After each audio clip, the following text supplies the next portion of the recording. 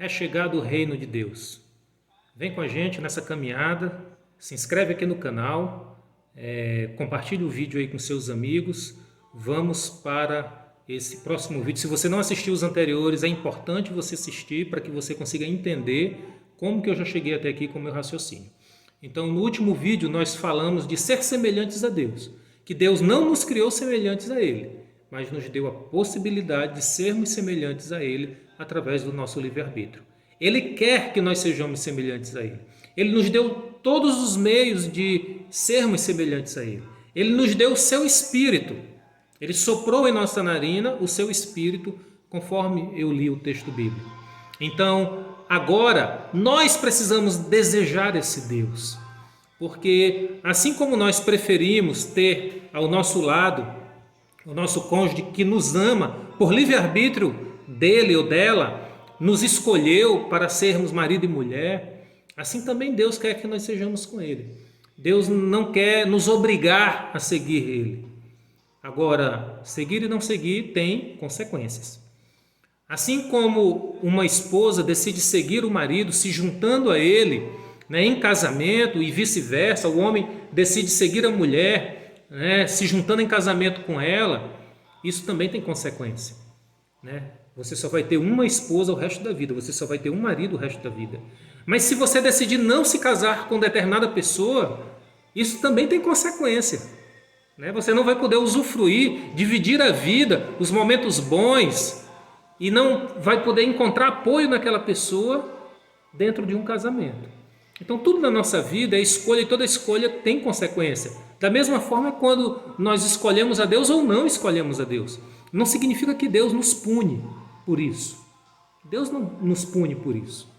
Nós precisamos ter noção da responsabilidade das nossas decisões e da consequência das nossas decisões. Então esse estudo tem por objetivo clarificar um pouco mais isso para você, clarear, para que nós possamos desfrutar dessa vida abundante, essa vida maravilhosa que Deus projetou, planejou para nós, e que às vezes nós não estamos recebendo, nós não estamos desfrutando, porque nós não temos o discernimento, o conhecimento de como nos tornarmos semelhantes a Deus e como cumprirmos a missão. Porque o objetivo da criação de Deus, Deus não criou alguém para ser semelhante a Ele, não é só para isso. Nós nos tornamos semelhantes a Deus para cumprirmos uma missão que nós temos. E vamos descobrir agora, vamos entrar nisso agora. Por que nós fomos criados? Então, quando o homem tenta ser semelhante a Deus da maneira humana, ele se torna um homem almático, um homem emocional, que precisa de uma emoção e ele acha que aquela emoção é ele sentir Deus. Existem muitas pessoas que só sentem Deus se tiver um louvor, se tiver uma música, ou se estiverem dentro de um templo religioso, com algum líder religioso fazendo alguma ministração, alguma palestra muito emocionante, muito emotiva, muito convincente, e as pessoas não conseguem escutar Deus no silêncio, na paz, na brisa. Nós precisamos aprender a escutar Deus e sentir Deus em todos os momentos. E por isso que existem pessoas que envelhecem e não amadurecem. Porque as pessoas maduras, elas aprendem lições na vida em Deus. E elas amadurecem em Deus. As pessoas que amadurecem, elas internalizam os valores de Deus. Grava essa palavra, valores. Nós vamos muito falar sobre isso daqui para frente. Os valores são os atributos de Deus dentro de nós. Tornam-se valores da nossa vida. Então as pessoas que conseguem internalizar os valores de Deus, os atributos de Deus, elas se tornam pessoas maduras. E existem pessoas que só envelhecem, mas nunca amadurecem. E o tempo todo ficam reagindo à vida de maneira humana. E por isso não conseguem crescer. E transmitem essa forma de viver a vida para os seus descendentes. E por isso nós estamos numa geração tão delicada, numa geração tão problemática, porque as emoções se afloraram de uma maneira que hoje as pessoas estão tendo dificuldade de sentir Deus, de ouvir Deus e de se comunicar com Deus. Então, nós estamos sem foco. Hoje em dia, a maioria da população está sem foco. Eu ouso dizer que a maioria das igrejas estão sem foco.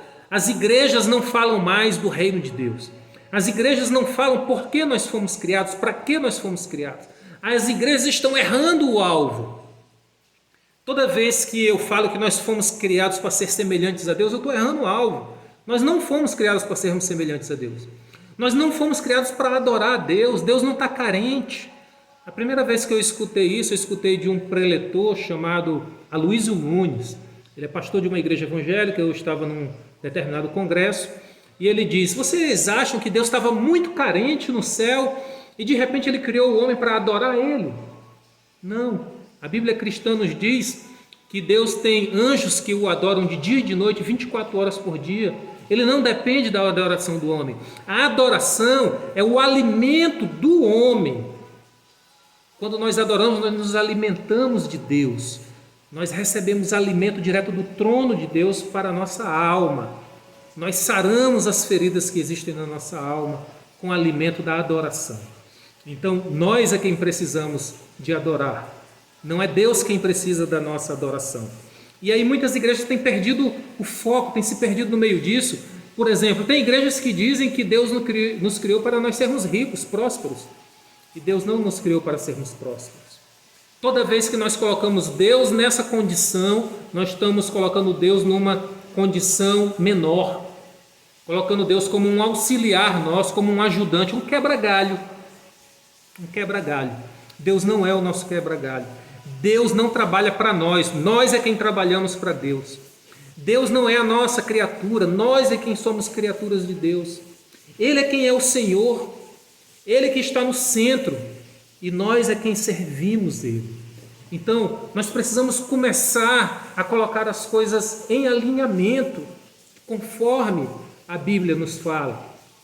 Conforme esse livro mais confiável e mais antigo e mais robusto acerca de Deus, que já foi escrito, nos diz. Então nós precisamos seguir nesse caminho. Então, faça uma análise agora. Eu quero dar uma paradinha aqui com você agora. Realmente, você tem seguido esse Deus? Ele tem sido seu Deus e você é a criatura dele? Ou ele tem sido a sua muleta?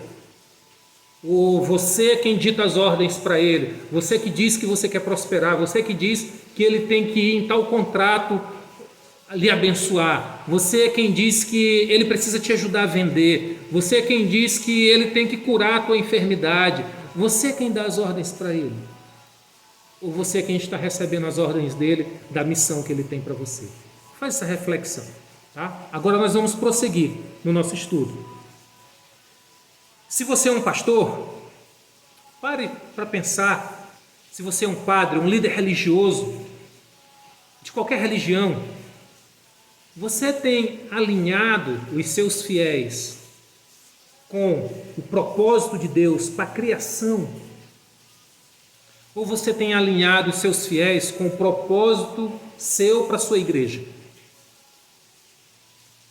Você tem dado propósito de expansão desse reino de Deus para a sua igreja? Você tem motivado essa igreja a expandir e a crescer o reino de Deus ou a crescer a sua igreja, a sua denominação? São perguntas que a gente precisa refletir para nós sabermos se, como líderes, estamos obedecendo o chamado que foi feito. Porque um líder religioso, um padre, um pastor, um líder religioso, eu creio que ele tem uma missão especial da parte de Deus. Porque a Bíblia fala no Velho Testamento que Deus separou uma tribo específica, os levitas, específico para pastorearem o povo, para cuidarem do povo, para serem os sacerdotes do povo. Então eu creio que nos dias de hoje existem pessoas chamadas, específicas para cuidar desse rebanho. Mas não é cuidar do seu jeito, é revelar qual é a vontade de Deus para esse rebanho. Então, eu quero te ajudar a realinhar essa vontade de Deus. Vamos realinhar as coisas. Se algo saiu do prumo, né? Se você se encontra um pouco perdido, se você tem se perguntado estratégias para crescer a sua igreja, saiba que você está no caminho errado. Me desculpe ser sincero com você, mas a pergunta é: eu tenho alinhado o meu povo com o propósito de Deus para a criação. Então, para isso, a primeira coisa que nós vamos ter que entender é: Deus não tem um plano especial, individualmente, para cada pessoa. Deixa eu me expressar melhor para você. Eu não sou um indivíduo em mim mesmo e Deus não tem um plano só para mim. Deus, ele tem um plano para uma nação, para um povo. Ele tem um projeto de reino. Nós, eu e você, somos uma peça dentro desse projeto de reino. Nós nos encaixamos como um quebra-cabeça.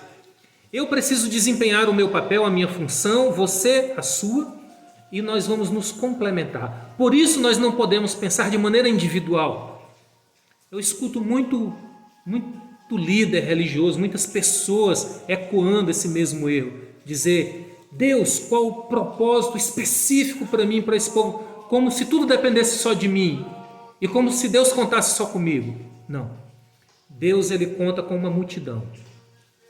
Em um certo momento, Elias estava na caverna e ele disse: Deus, só existe eu de remanescente. E Deus disse: Elias, sai daí.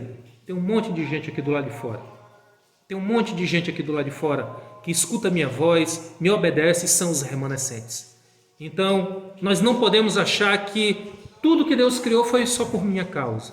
Também foi por minha causa. Eu faço parte desse projeto. Deus tem um projeto maior, o projeto do reino de Deus. E assim como o apóstolo Paulo falou, que nós somos um corpo e que cada um tem uma função e que todos desempenhando a sua função, esse corpo vai trabalhar de maneira ajustada, de maneira coerente e vai caminhar para uma direção. É assim que Deus criou. Nós somos um corpo. Se eu sou pé, se você é cabeça, ou se eu sou dedo e você é coração, eu preciso ser um bom dedo, eu preciso fazer um bom papel de dedo, de pé, e você ser uma cabeça brilhante, um coração, vibrante, um coração entusiasmado, e quando isso se encaixar, esse reino de Deus vai expandir. Quando a gente estuda eletricidade, eu sou engenheiro eletricista, a gente aprende que só existe corrente elétrica quando todos os elétrons eles estão alinhados em uma mesma direção.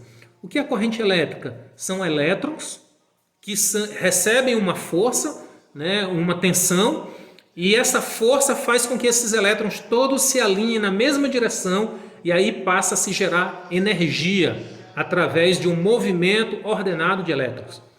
Eu digo que o corpo de Cristo só passa a causar impacto no reino de Deus, nessa terra, quando a gente começa a trabalhar junto, ordenado, na mesma direção. E essa força que nos empurra para nós trabalharmos na mesma direção se chama Espírito Santo de Deus, se chama Palavra de Deus. Então nós precisamos estar sujeitos ao Espírito, sujeitos à Palavra de Deus, para nós estarmos alinhados na mesma direção. Somente dessa forma nós poderemos causar um impacto que Deus confiou a nós nesse mundo. E que impacto é esse, William? Que impacto é esse? Quando nós lemos a Bíblia no livro de Mateus, no capítulo 6, no versículo 13, diz: E não nos deixe cair em tentação, mas livra-nos do mal, porque teu é o reino, o poder e a glória para sempre. Amém. Essa é a oração mais conhecida do planeta, a oração do Pai Nosso.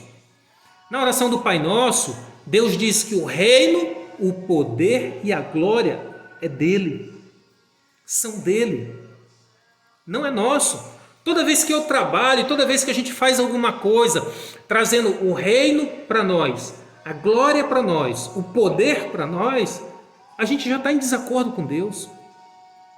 Veja só, Deus tem um projeto, nós somos criaturas que precisamos trabalhar para que esse projeto se concretize. Então, toda vez que eu tento construir um reino particular meu, ou toda vez que eu sigo o reino de outro, como por exemplo, o inimigo de Deus, que nós vamos falar dele a partir de agora, nós já vamos entrar nesse tópico, eu estou me opondo a Deus, eu estou contra o projeto de Deus. Toda vez que eu crio um projeto particular de riqueza minha, de fama minha, de prosperidade minha, e deixo o propósito de Deus de lado, eu estou me opondo ao propósito de Deus, eu estou contra o projeto de Deus.